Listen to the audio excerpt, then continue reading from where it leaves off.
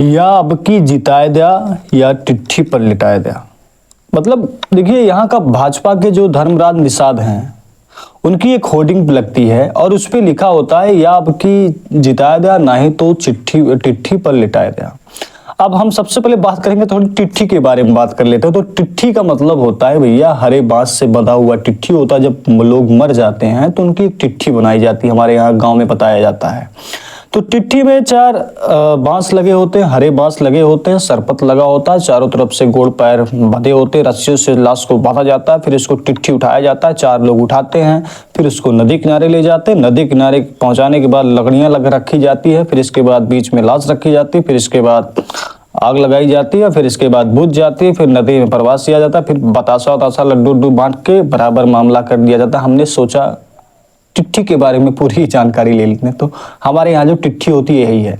इनका कहने का मतलब, पोस्टर का कहने का मतलब ये है कि या तो आपकी जिता दो ना चिट्ठी ले जाना, मतलब कहानी खत्म।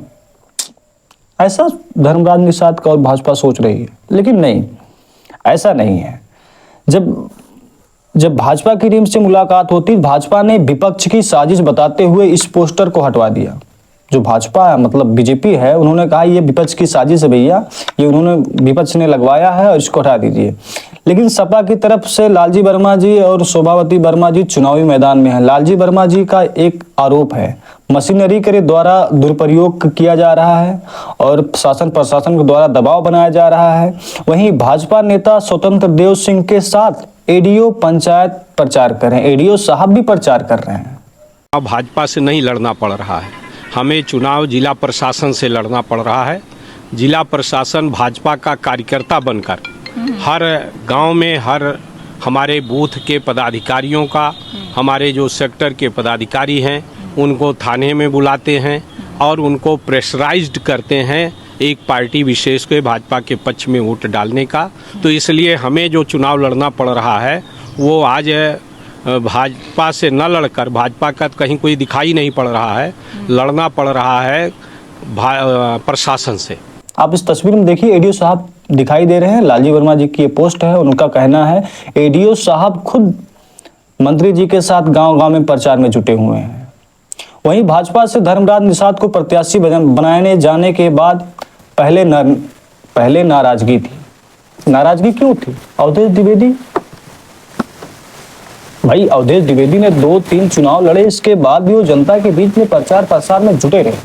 अब ऐसे में अगर उनको टिकट कट जाता है तो कहीं ना कहीं उनके जो समर्थक हैं या फिर वो खुद या फिर उनके जो काफी ज्यादा चाहने वाले हैं तो वो गुस्सा तो होंगे, और ये विरोध था।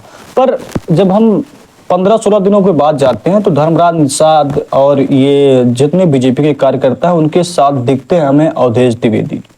उनका कहना कि हमारे लिए प्रत्याशी कोई मायने नहीं है, हमारे लिए हमारी पार्टी है और राष्ट्र सबसे बड़ा है, हमें भाजपा को यहाँ जिताना है। और ये जो अफवाह फैला रहे हैं माननीय विपक्ष के लोग हमारे बारे में कि जो नाराजगी है, नाराजगी तो लोग बता रहे, विपक्ष क्या बताएगा। नाराजगी है, थी, अब कितनी है, अब कम हो गई, मैं ये मानता हूँ। क्योंकि हम जब गांव-गांव में रिपोर्ट करते थे तो वहां पर लोगों का जो मानना था वो अपनी अपनी भाषा थी। कुछ लोग कहते थे हाँ भैया नाराजगी है, लेकिन हम लोग जाएंगे कहाँ, किस पार्टी में जाएंगे? तो कहीं ना कहीं इस मामले में देखिए, और सबसे बड़ी बात है कटेरी में इस बात की भी चर्चा है कि लालजी वर्मा माहिर खिलाड़ी, माहिर खिलाड़ी कैसे नहीं भैया, 44 साल हो गए उनको राजनीति में, तो खिलाड़ी तो होंगे। दूसरी तरफ मैदान में बसपा से अमित कुमार वर्मा चुनावी मैदान में है, जो सपा का समीकरण बिगाड़ सकते हैं। बिल्कुल सही बात है, इस बात को मैं मान सकता हूं कि अमित कुमार वर्मा सपा का समीकरण जो है, जातीय समीकरण, वो कहीं ना कहीं थोड़ा डैमेज कर सकते हैं। आप ऐसा समझ लीजिए कि अमित कुमार वर्मा है, शोभावती वर्मा है। अगर हम वर्मा की बात करें तो लगभग 50,000 की आबादी है, मतलब वोटर्स हैं कटेरी में। तो ऐसे में कुछ ना कुछ तो वर्मा यहाँ से वहाँ होगा। और जो बीएसपी को दलित का वोट जो मिलता था, एससी का जो वोट मिलता था, वो तो उनके साथ है। तो ऐसे में कुछ ना कुछ मजबूती बन जाती बढ़िया से। या सपा से लड़ाई सवाल ही नहीं उठता है। जब परिवारवाद चल रहा है और जनता समझ चुकी है कि एक ही परिवार का नेता नहीं चाहिए, और परिवारवाद भी परिवारवाद के तरीके होता तो ज्यादा ठीक है, उस पर ज्यादा टिप्पणी हमसे ना करवाइए तो ठीक है। जनता समझ चुकी है कि एक आदमी के रहते राजनीति नहीं हो सकती है। एक अभी मान लो, चलो ठीक है, सपोज करो एक गांव में भी दो नेता हैं, एक ठो नाराज हो जाए तो अगले लगे चले जाओ, अगले से नाराज हो जाए अगले लगे चले जाओ, पता लगा एक के घर। मतलब आप ये देखिए कि अब तक जितने भी चुनाव हुए हैं उसमें चाहे बीएसपी हो, चाहे समाजवादी पार्टी हो, चाहे और कौन सी, बीएसपी, समाजवादी पार्टी, भाजपा, ये जब पार्टियां मैदान में थी तो एक कहीं ना कहीं एक पार्टी में एक ब्राह्मण जरूर चेहरा होता था, एक प्रत्याशी ब्राह्मण का जरूर होता था। अगर हम पूर्व की बात करें, पहले की बात करें, तो आप हरिओम पांडे को देख सकते हैं, रितेश पांडे को देख सकते हैं, अवधेश द्विवेदी को देख सकते हैं, एक पहले समाजवादी में है शायद जयशंकर पांडे, ऐसे कुछ नाम है उनका, वो हैं, हरिओम पांडे हैं, और अरे कई, मतलब ऐसे कई नेता थे, अम्बेडकर नगर कटेरी से ही थे।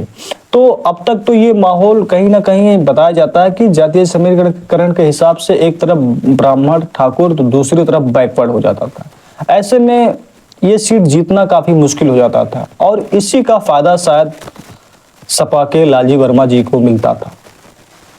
ये अलग की बात है कि बसपा में लालजी वर्मा लड़े 2017 में, तब भी उनकी जीत होती बसपा से, और जब वो समाजवादी पार्टी में जाते तो वो और जीत जाते हैं। हालांकि वोटों की संख्या 1000 और बढ़ जाती है, पहले 6500 फिर 7500।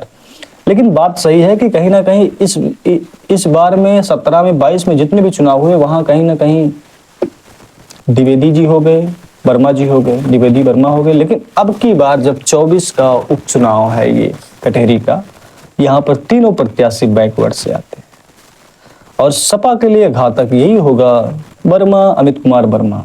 वैसे घातक क्या, मैं तो ये मानता हूं कि अगर अमित कुमार को अच्छे से सपोर्ट मिला दलित एससीओं का और वर्मा बिरादरी का, तो माहौल इनका कम नहीं भैया, किसी से कम नहीं, बसपा का गढ़ है ये। और वोटरों की संख्या, धोबी पासी दलित की संख्या भी यहाँ भारी है, इसके बाद ब्राह्मण है। तो ऐसे में कुछ ब्राह्मण अगर नाराज हो जाते हैं तो बीजेपी के लिए घातक है। लेकिन अब देखना घातक किसमें है। कटेरी से प्रत्याशी अगर देखा जाए, धर्मराज निषाद, शोभावती वर्मा। धर्मराज निषाद कमल के फूल, शोभावती वर्मा साइकिल, और अमित कुमार वर्मा हाथी से। अब देखना है कि कमल का फूल कितना खिलता है, साइकिल दौड़ती है या हाथी रौड़ती है। रौड़ती मतलब रद देती है। तो पहली बार ऐसा हुआ है कि जहां ब्राह्मण के प्रत्याशी, ऐसा जब लोगों के बीच में जाकर बात किया गया तो दुकान पर खड़े सभाजीत जायसवाल कहते हैं कि पिछले साल हमने लालजी वर्मा जी को वोट दिया, जीतने के बाद वो समर्थकों का स्वभाव बदल गया, अब की बार हमारा स्वभाव बदल रहा है, हम अपनी पार्टी को वोट देंगे। जब पूछा भैया कौन सी पार्टी, तो उन्होंने कहा भाजपा हमारी पार्टी। आपकी पार्टी, इसका मतलब इसी साल में पार्टी बनी, आप खुद कह रहे हैं पिछली बार हमने दिया, इसका मतलब ठीक है, कोई बात नहीं। लेकिन दूसरी तरफ अगर हमें विपिन यादव से मुलाकात होती है, उनका कहना है कि इस उपचुनाव में सत्ता पक्ष के लोग शासन प्रशासन के दम पर चुनाव लड़ना चाहते हैं, जबकि यह जनता ने मन बना लिया है कि इस बार वो सपा को वोट करेगी। पीडीए एकजुट है। हमने जब स्वर्ण वोटर की बात की तब विपिन यादव ने कहा वो लोग भाजपा से नाराज चल रहे हैं, सपा के पक्ष में सपा को वोट करेंगे, यानी कि जो ब्राह्मण नाराज है वो सपा को वोट करेंगे। हो भी सकता है, पर ये चमत्कार ही होगा, क्योंकि मुश्किल होता है। वैसे अगर ब्राह्मणों देखे जाए तो सपा में बहुत ब्राह्मण है, मौर्य हैं, ब्राह्मण हैं। अभी देखिए माता प्रसाद पांडे विपक्ष के नेता हैं, वो भी ब्राह्मण से हैं, काफी ऊंची पद मिली उनको। अगर हम पीछे अब जाति समीकरण की बात करें तो कटेरी विधानसभा सीट में 35% ओबीसी हैं, 30% जनरल वोटर निर्णायक भूमिका में रहते हैं। 35 ओबीसी, 3 सामान्य। यहाँ पर मुस्लिम की संख्या लगभग 8% है। तीनों पार्टियों में स्वर्ण प्रत्याशी नहीं होने से ये जो चुनाव है और ही तेजस्वी और आश्चर्यजनक होने वाला है।